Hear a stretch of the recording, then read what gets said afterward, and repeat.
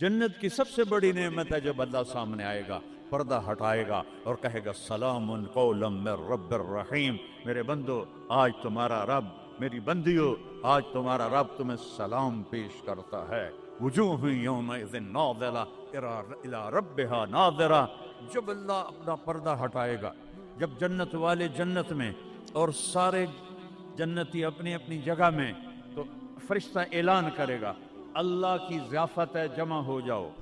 سارے جمع ہوں گے، ایک میدان ہے جنت الفردوس میں، اس کا نام مزید ہے۔ جبریل آئے ایک شیشہ لے کر، یا رسول اللہ یہ شیشہ، اس میں یہ نقطہ آپ نے دیکھنے کہا کہ یہ کیا ہے؟ کہ یہ میدان مزید ہے، اس کا نام ہے مزید۔ اس کی گھاس زعفران کی ہے پر پیلی نہیں، سفید رنگ کی گھاس ہے، اور یہ اللہ کے دیدار کی جگہ ہے۔ اور میں جبریل جو یوں کرو تو عرش سے یہاں پہنچ جاتے ہیں، یوں ایک سیکنڈ میں جبریل سدرۃ المنتہا سے عیدگاہ کی مسجد میں پہنچ جاتے ہیں۔ وہ کہتے ہیں یا رسول اللہ میں اس میدان میں سال ہا سال اڑا ہوں، مجھے نہیں پتا کہاں شروع ہوتا ہے کہاں ختم ہوتا ہے۔ یہ میرے رب کے دیدار کی اسمبلی ہے۔ ایمان والے مرد ایک طرف، عورتیں ایک طرف، ایمان والے سارے امتی اپنے اپنے نبیوں کے ساتھ، اور ساری عورتیں حضرت خدیجہ ازواج مطہرات سیدہ فاطمہ کے ساتھ، اور اللہ تعالیٰ فرمائے گا میرے مہمان آئے ہیں کھانا کھلاؤ۔ جب وہ کھانا کھائیں گے تو کہیں گے جنت کا کھانا تو ایویں ہی ہے، جنت کا کھانا۔ پھر اللہ فرمائے گا اسقوہم، پانی پلاؤ، تو اللہ کے دسترخوان کا پانی پی کر سب سے اعلیٰ چشمہ تسنیم ہے، تسنیم۔ یہ دیکھا اتنی سی تری لگی، آپ کو نظر بھی نہیں آ رہی، اتنی سی تری تسنیم کی لے کر آسمان پہ بیٹھ کے یوں کر دے، اس آسمان سے زمین تک خوشبو پھیل جائے گی۔ جب اللہ کے دسترخوان پر پئیں گے تو کہیں گے تسنیم بھی کوئی شے کوئی نہیں۔ پھر اللہ کہے گا فکہوہم، پھل کھلاؤ۔ یہی ہوتا ہے نا، کھانا آتا ہے، پانی آتا ہے، پھر میٹھا آتا ہے، تو میٹھے میں اے نہ کھاتے کرو سیویاں تے اے نا مرادنیاں فرنیاں، ایتھے ٹھڈ ہو جائے گا تھوڑا۔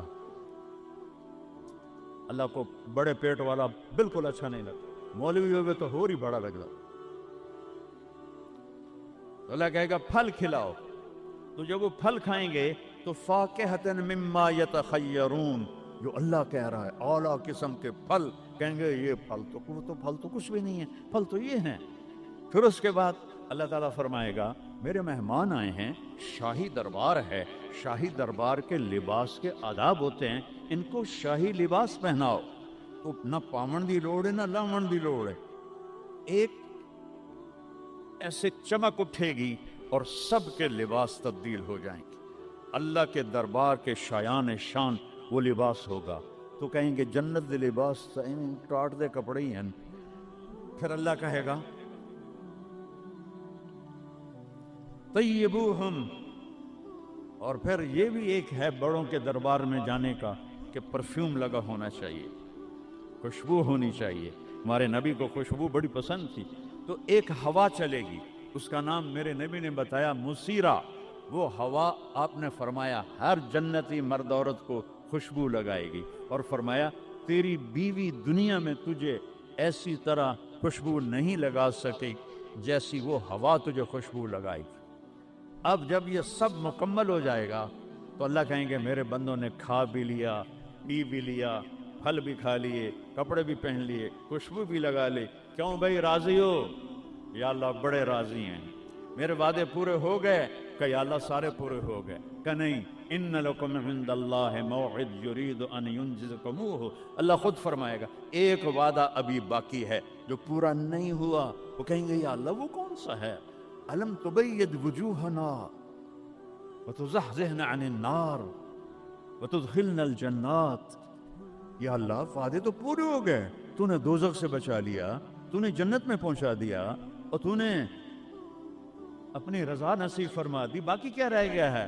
تو اللہ تعالیٰ کہے گا سنو، آواز آئے گی بندوں کو نہیں، یا رضوان، جنت کا جی ایم سی او